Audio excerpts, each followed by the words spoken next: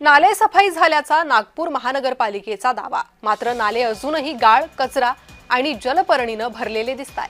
नागपूर महानगरपालिकेचा नाले सफाईचा दावा त्यामुळे फोल ठरताना दिसतोय। पावसाळ्यात पाणी तुंबल्यास याला जबाबदार कोण असेल असा प्रश्न नागरिक उपस्थित करतात आणि या संपूर्ण संदर्भात आढावा घेतला आमचे प्रतिनिधी तेजस मोहतुरे यांनी।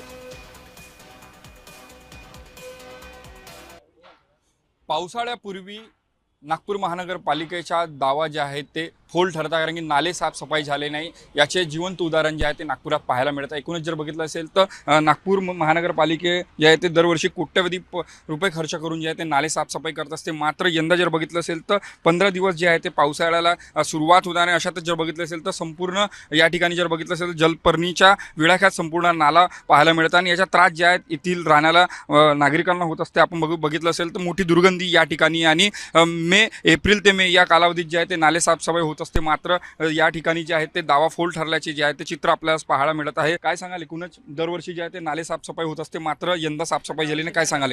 नाही झाली, पण ते जे पहिले अगोदर जशी साफसफाई होत होती तशी यावर्षी नाही झाली साहेब। कारण कसं आहे, आम्ही इथं राहतो, आम्हाला मच्छर हे पाण्यातले साप निघतात, हे गंदगी या आमच्या इथं नाल्यापट्टी किनाऱ्यावर राहणारे सर्वात जास्त तब्येतीचा फटका होते आम्हाला। कारण इथली वास, हे मच्छर, डेंगू हे परेशानी आम्हाला सर्वात जास्त भोगा लागते साहेब। इथं आतापर्यंत काहीच नाही झाले आहे, लेकिन तुम्ही आता बघू शकता, तुम्ही स्वतः बघितले आहे। पण तुम्हाला सांगत आहो, इतकी गंदी वास येऊन राहिली, तिथून बहुत जास्त येते, खूप जास्त येते ना। पूर्ण साप वगैरे नाही का, आम्हाला असं भीती वाटते का हे झाडं फाडं हे सर्व कपले पाहिजे सर, हे सर्व कपले पाहिजे सर। कारण कसं आमचं लहान लहान मुलं आहे सर, हे सर्व येते, तर कसं लहान लहान मुलाला फक्त भीती आहे, म्हणून त्यामुळे हे पूर्ण साफ झालं पाहिजे सर। कॅमेरामॅन मंगेश मोहितेसह तेजस मोहतुरे, जय महाराष्ट्र न्यूज, नागपूर।